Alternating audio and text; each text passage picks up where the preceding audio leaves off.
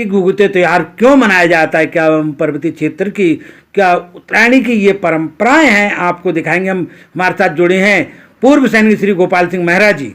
मेहरा जी, क्यों मनाया जाता है त्योहार ये? केशव जी नमस्कार। केशव जी, मैं सबसे पहले अपने सभी देशवासियों को मकर संक्रांति और घुघुत्ते त्यौहार की और उत्तरायणी कौतिक की बहुत बहुत हार्दिक शुभकामनाएं देता हूं कि आप सभी सुखी रहें, स्वस्थ रहें, ईश्वर आपकी सभी मनोकामना पूरी करे। कश्यप जी, ये जो मकर संक्रांति का जो पर्व 14 जनवरी को मनाया जाता था, कभी ये 14 जनवरी को मनाया जाता है, इस वर्ष ये 15 जनवरी को मनाया जा रहा है। तो इस दिन हमारे प्रदेश में दान पुण्य और स्नान कर लोग एक पुण्य, एक पुरुषार्थ का कार्य करते हैं। और कुछ लोग हमारे श्रद्धालु उसी दिन हरिद्वार में गंगा स्नान करते हैं।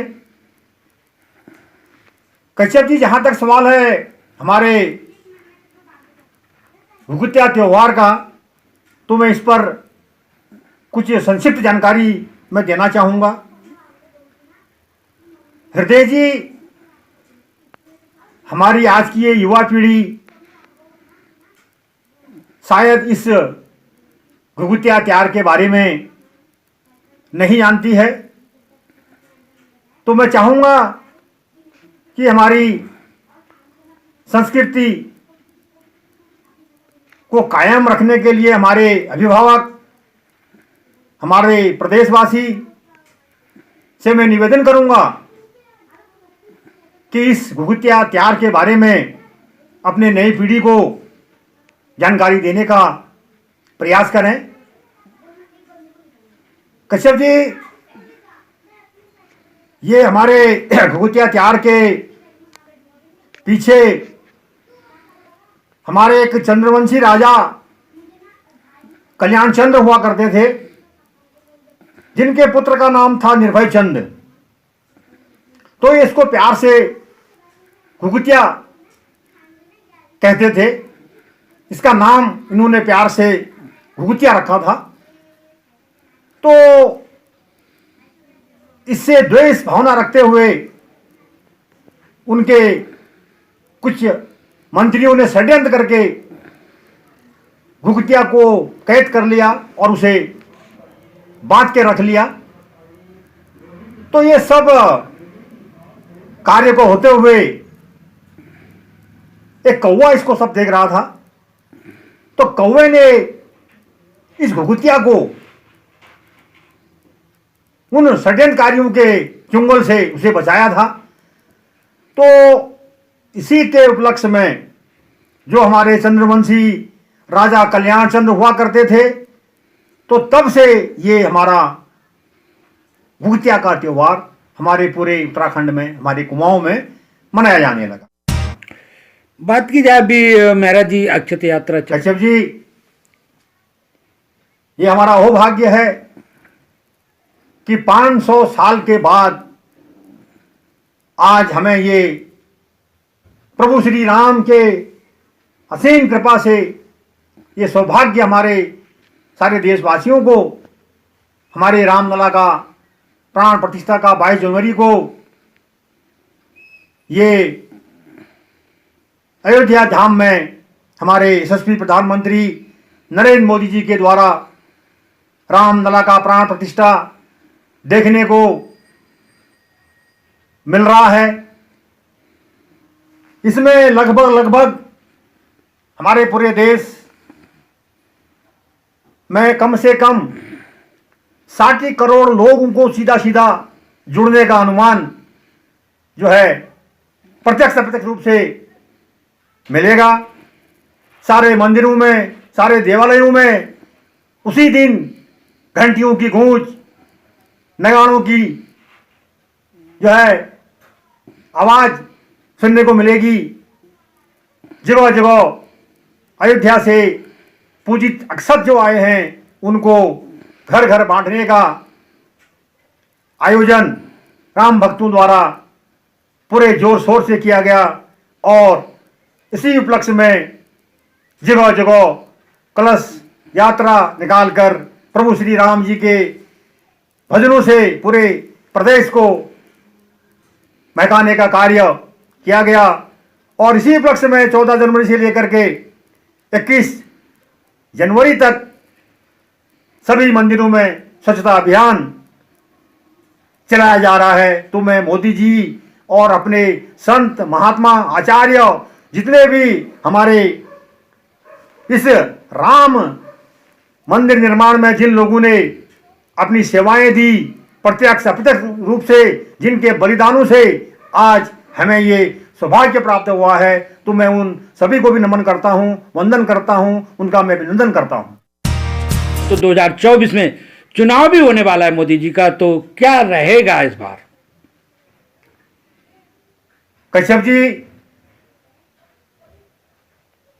लोकसभा चुनाव 2024 में हमारे अभी लगभग 5-6 महीने के अंतराल में होने हैं और मैं आपको आश्वस्त करना चाहता हूं कि इस बार 400 पार हमारे केंद्र में हमारे यशस्वी नरेंद्र मोदी ही देश के प्रधानमंत्री होंगे और हमारे उत्तराखंड की 5 लोकसभा सीट से हम जीत रहे हैं। पूरे देश में, पूरे प्रदेश में हमारी भारतीय जनता पार्टी की सरकार बन रही है।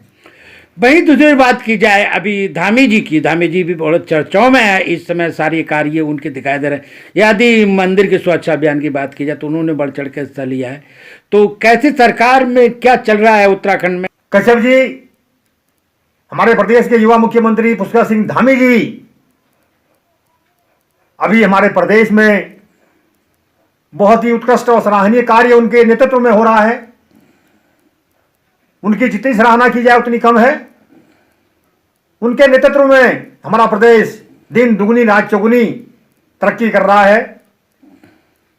प्रदेश की सारी योजनाएं हमारे अंतिम छोर पर खड़े व्यक्ति तक पहुंच रही हैं और उसका लाभ हमारे प्रदेश के अंतिम छोर पर असहाय, कमजोर, लाचार, शोषित, वंचित, मजदूर, सभी वर्ग के गरीब लोगों को पहुंच रहा है। मैं अपने यशस्वी मुख्यमंत्री पुष्कर सिंह धामी जी के इस कार्य के लिए मैं उनको बहुत बहुत हार्दिक शुभकामनाएं देना चाहता हूं। कल ही वो स्वच्छता अभियान के तहत हमारे भवानी स्थित कैची धाम में वो पहुंचे थे, जहां पर उन्होंने एक मिसाल कायम की है और इस स्वच्छता अभियान को एक हरी झंडी दिखाकर हमारे पूरे प्रदेश में इसका वर्चस्व लहराया है। और हमारे हर क्षेत्र में, हर गांव में जहां पर हमारे गरीब, हमारे वंचित, हमारे शोषित, हमारी महिला, हमारे युवा, हमारे गरीब, हमारे किसान, जहां पर लोगों को सड़कें नहीं पहुंच पा रही थी, बिजली नहीं पहुंच पा रही थी, पानी नहीं पहुंच पा रहा था, उन क्षेत्रों में भी हमारे यशस्वी मुख्यमंत्री पुष्कर सिंह धामी जी सड़क, बिजली, पानी, हर प्रकार की सुविधाओं को पहुंचा रहे हैं। तो मैं उनका बहुत बहुत हार्दिक स्वागत करता हूं, अभिनंदन करता हूं। मेहरा जी, यदि बात की जाए घुघुतियों की तो आप अपनी कुछ पुरानी यादें। कश्यप जी, आपके इस प्रश्न ने बड़ा भावुक कर दिया है। जब हम बचपन में अपने गांव में अपनी मां के साथ होते थे, तो आज ही के दिन हम अपनी मां के साथ अपने गांव में घुघुत जो है बनाते थे। उसमें कोई तलवार, कोई डमरू, विभिन्न विभिन्न प्रकार की आकृतियां उसमें जो है बनाई जाती थी। तो उनको सुखा करके शाम के टाइम हमारी माताजी उन घुघुतों को जो है बनाती थी। कश्यप जी, बचपन जो है ये दोबारा लौट के नहीं आता है। तो हम छोटे भाई बहन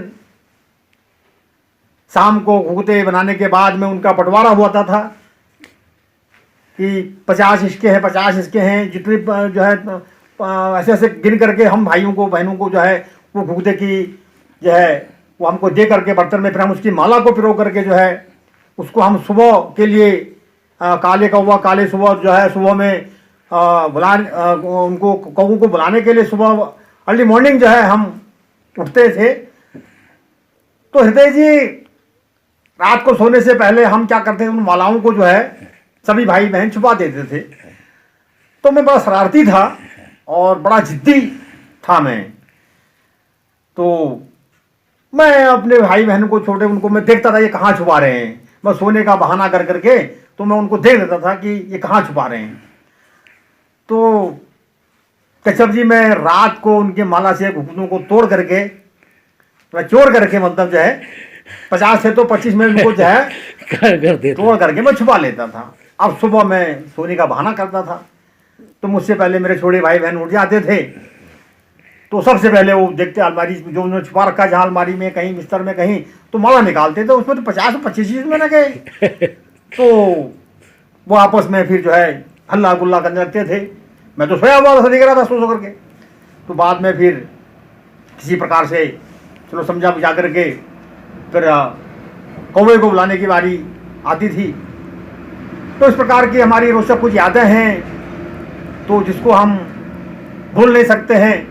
तो इसी अवसर पर मैं अपने युवा पीढ़ी से ये निवेदन करूंगा कि ये उत्सव हमारे संस्कृति को जागृत करने के लिए और हमारी पहचान है ये, तो मैं सभी अभिभावकों से भी निवेदन करूंगा कि सभी लोग इस उत्सव को, हमारी संस्कृति को, हमारी पहचान को जो है आगे लाएं। और हमारा उत्तराखंड हमारे देवों की भूमि, ये देवभूमि के नाम से जानी जाती है। तो वो ये बहुत ही प्यारी, बहुत ही सुंदर, बहुत ही आकर्षक हमारी देवनगरी है। तो मैं सभी से निवेदन करूंगा कि ये हमारे कुमाऊं के, हमारे प्रदेश के जो भी ऐसे त्यौहार हैं, जो भी हमारे ऐसे उत्सव हैं, तो इनको आप अपने युवा पीढ़ी को बताने का कष्ट करें। और साथ ही मैं एक संदेश और देना चाहूँगा कि हमारे युवा पीढ़ी, हमारे अभिभावक अधिक से अधिक अपनी कुमाऊं भाषा का प्रयोग करें और अपनी कुमाऊनी भाषा में बोल करके हमारी कुमाऊं की संस्कृति को आगे बढ़ाने का कार्य करें। जय हिंद, जय भारत, जय उत्तराखंड।